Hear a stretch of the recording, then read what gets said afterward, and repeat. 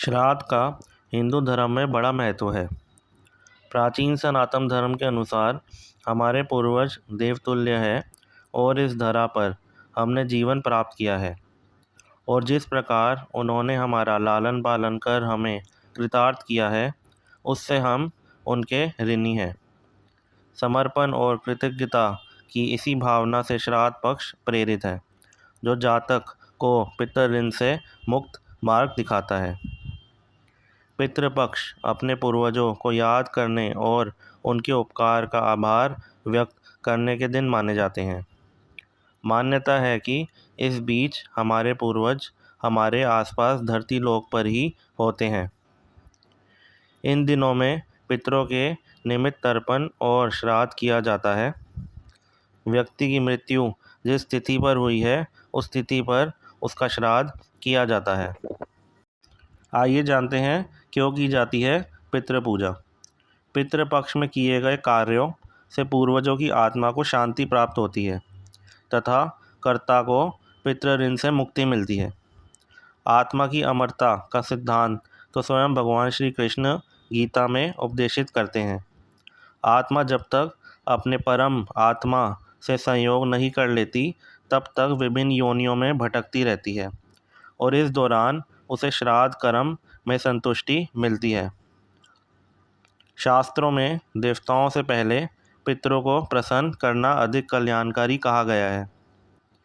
यही कारण है कि देव पूजन से पूर्व पितर पूजन किए जाने का विधान है, अर्थात समय अनुसार श्राद्ध करने से कुल में कोई दुखी नहीं रहता।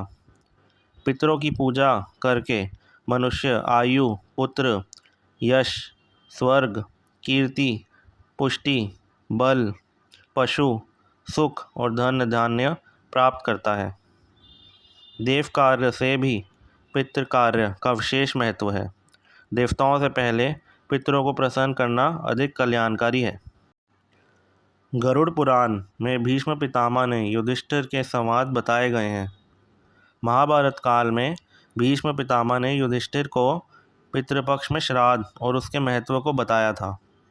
भीष्म पितामह ने बताया था कि अत्रि मुनि ने सबसे पहले श्राद्ध के बारे में महर्षि निमि को ज्ञान दिया था। अपने पुत्र की आकस्मिक मृत्यु से दुखी होकर निमि ऋषि ने अपने पूर्वजों का आह्वान करना शुरू कर दिया था। इसके बाद पूर्वज उनके सामने प्रकट हुए और कहा, निमि, आपका पुत्र पहले ही पितृदेवों के बीच स्थान ले चुका है। क्योंकि आपने अपने दिवंगत पुत्र की आत्मा को खिलाने और पूजा करने का कार्य किया है, यह वैसे ही है जैसे आपने पितृ यज्ञ किया था। उस समय से श्राद्ध को सनातन धर्म का महत्वपूर्ण अनुष्ठान माना जाता है। इसके बाद से महर्षि निमि ने भी श्राद्ध कर्म शुरू किए और उसके बाद से सारे ऋषि मुनियों ने श्राद्ध करना शुरू कर दिए थे। कुछ मान्यताएं बताती हैं कि युधिष्ठिर ने कौरव और पांडवों की ओर से युद्ध में मारे गए सैनिकों के अंतिम संस्कार के बाद उनका श्राद्ध किया था। अगर आपको तिथि याद नहीं तो अमावस्या के दिन श्राद्ध कर सकते हैं। श्राद्ध का भोजन दोपहर में कराया जाता है। शास्त्रों में सुबह और शाम का समय देव कार्य के लिए, घोर अंधेरे का समय आसुरी और नकारात्मक शक्तियों की प्रबलता का और दोपहर का समय पितरों का बताया गया है।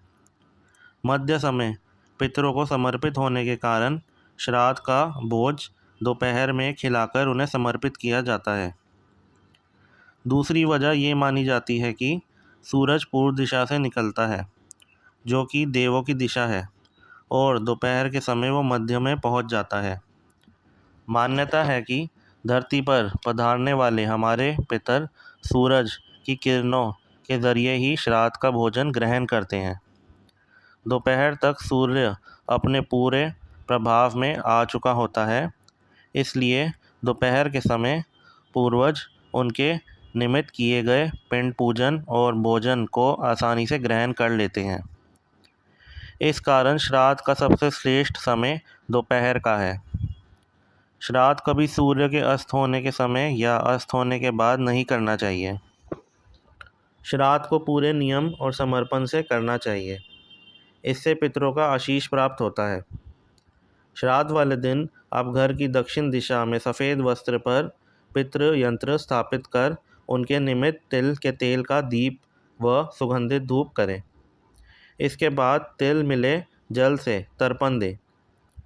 कुश आसन पर बैठकर गीता के 16वें अध्याय का पाठ करें और भगवान से अपने पितरों की मुक्ति की प्रार्थना करें। इसके बाद ब्राह्मण को पूरे आदर और श्रद्धा के साथ भोजन कराएं। उन्हें भोजन कराने तक स्वयं व्रत रखें। उनका भोजन पूरी साफ सफाई से बनवाएं और प्याज लहसुन का इस्तेमाल ना करें। भोजन के बाद उन्हें वस्त्र दक्षिणा दें और पैर छूकर आशीर्वाद लें और अपने पितरों से गलती की क्षमा याचना करें। शाम के समय दक्षिण दिशा में सरसों के तेल का दीपक जलाकर रखें।